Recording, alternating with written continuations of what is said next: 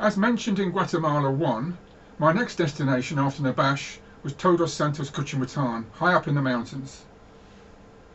The road winds up through pine forest, higher and higher, and eventually goes over about 3,000 meters or more, over 10,000 feet.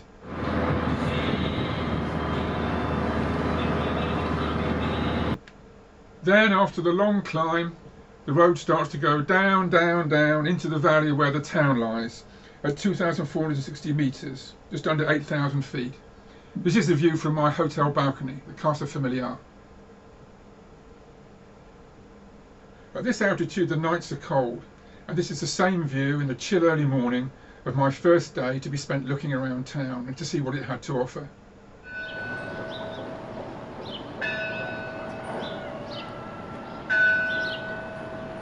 On the steep hill right outside my hotel, I saw the main reason for coming here, the men in their bright red stripy trousers.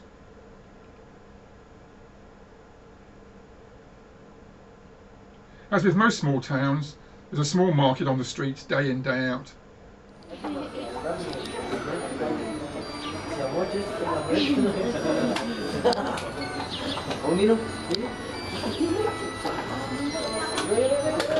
The language being spoken here is another version of Maya called Mam.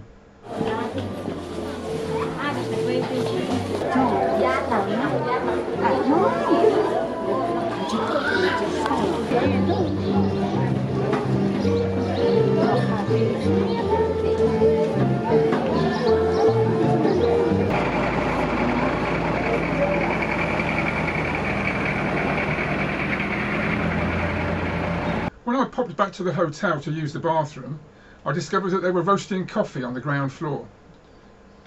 This would be bagged up and sold in a little shop attached to the hotel.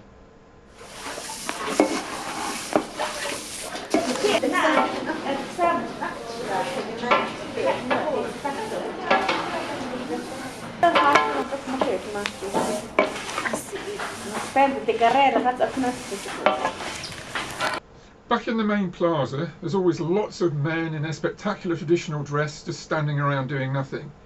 This is because there's just no work here, although many of these men will have worked illegally in the USA for many years before coming home.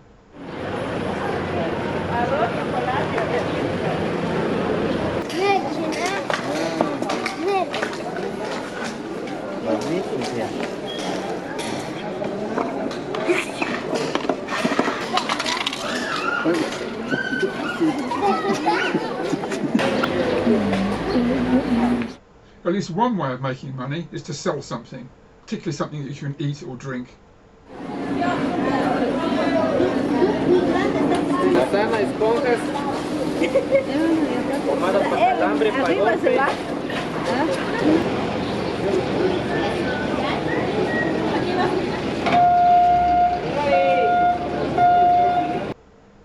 There's always room for one more on the local minibuses.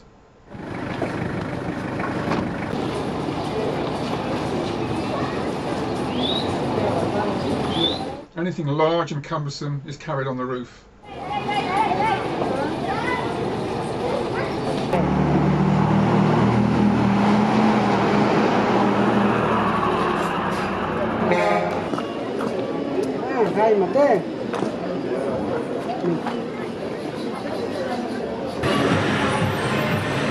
The men's local costume is still made locally, but unfortunately material these days is often imported more cheaply from China.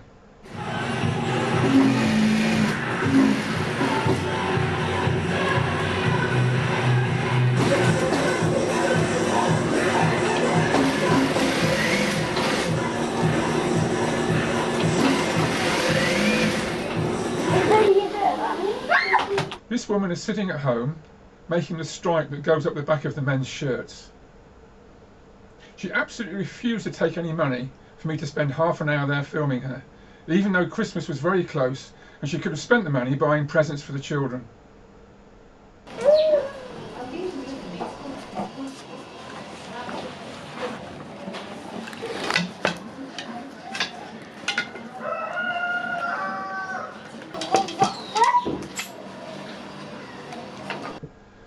My next destination was Lake Atitlan, one of the most popular tourist destinations in Guatemala. It took 4 changes of buses, and this is a chaotic bus station at Quetzaltenango.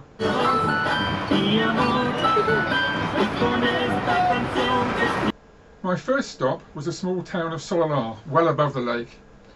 Here the men wear yet another version of traditional uniform, sometimes called the Space Cowboy outfit.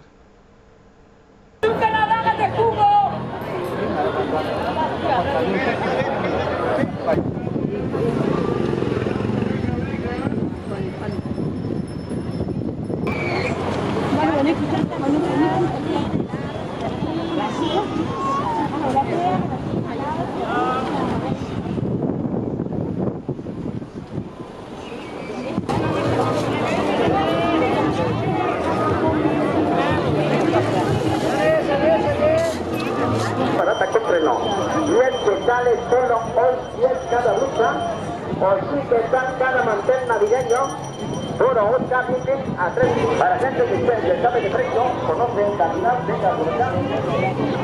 Recuerdan que por acá vamos a estar todo el tiempo. A 3 que sale del mantel, a 3 la servieta.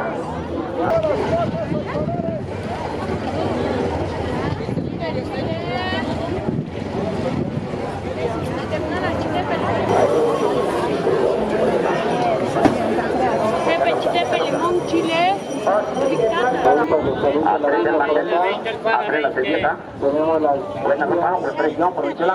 3 que sale, yo lo que me gusta. Producto de solo de niños por acá. Tenemos la ahí también, se están quedando preocupados por. After a couple of hours spent filming the Sololá market, it was onto the bus for the short journey down to the lakeshore, and my first glimpse of Lake Atitlan and its attendant volcanoes. I spent a couple of days in Panajachel filming the fishermen, as well as the large numbers of coots which fed on the abundant waterweed growing in the lake.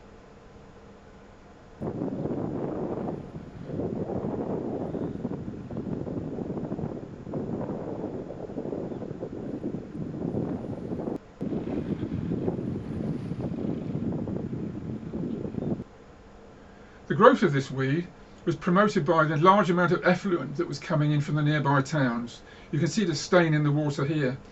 This is a major problem in Atitlan and may eventually kill it completely.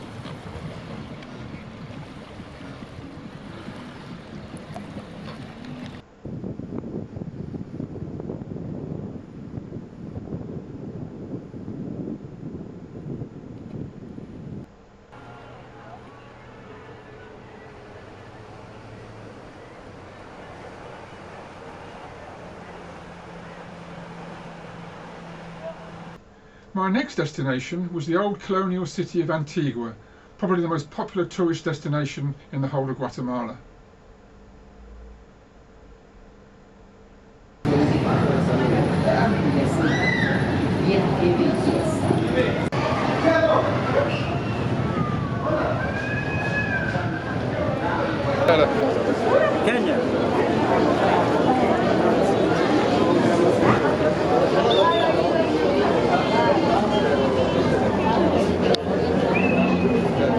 Meses, 6 meses de trabajo. The woman is explaining that it takes 6 months of work to make this beautiful blouse. All this is happening around the very pleasant Parque Central, very much the centre of life in the city.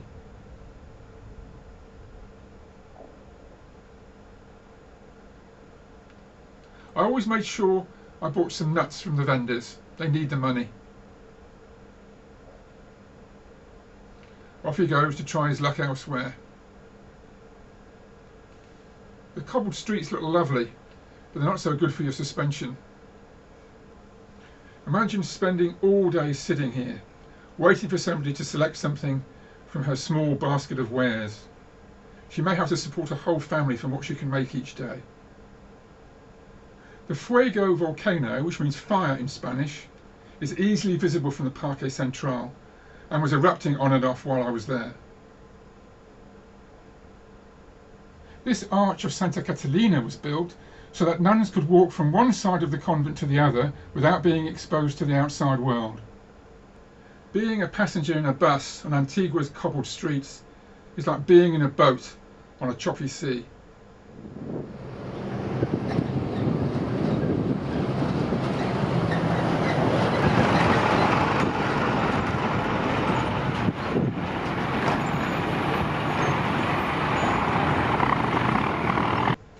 Antigua has suffered from several disastrous earthquakes, and at certain times the evidence has been left for all to see as evidence of Antigua's destructive past.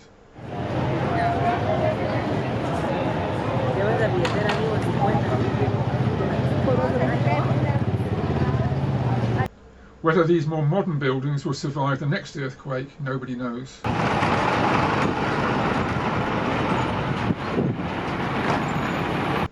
One of the most popular buildings in the city is the Church of La Merced.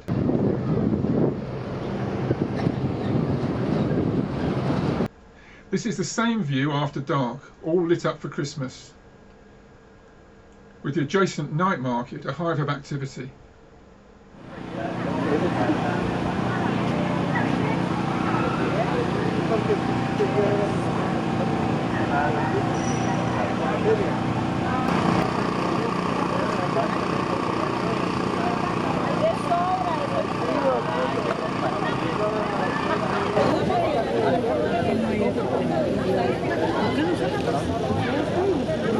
Tiene que tener aquí porque está despachando acá, los chicos los tiene allá al otro lado.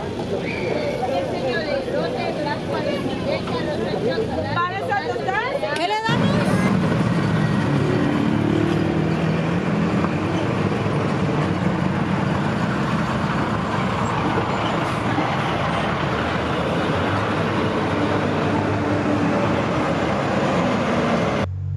The yellow bus pulling out in the background is an American school bus in its original colours, and all these buses are old ex-American school buses, all repainted in these glorious uniforms. The drivers are often extremely proud and keep them beautifully polished. They served for years in America and then years more here in Central America.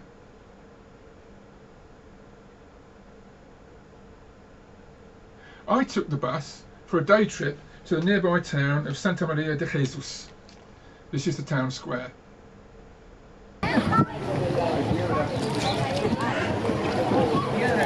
Gracias.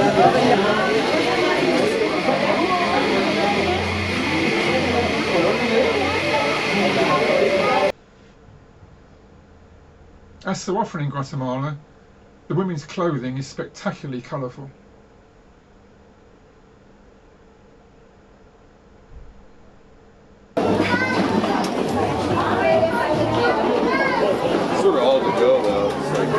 Wrapping it in bags. I don't even know if they have. Making tortillas the traditional way, by hand.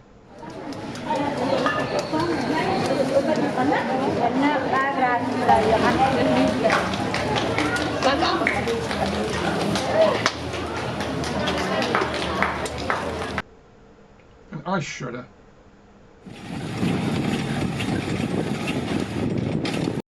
And here, the local washing baths. Not for washing yourself, but for washing clothes. Available to any member of the public who can't do the job at home.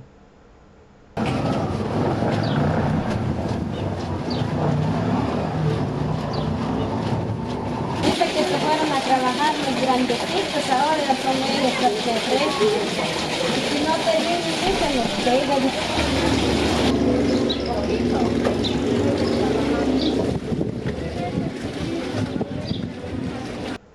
Next day, it was on the bus from Antigua down to Monterrico, which you can see in Guatemala 3.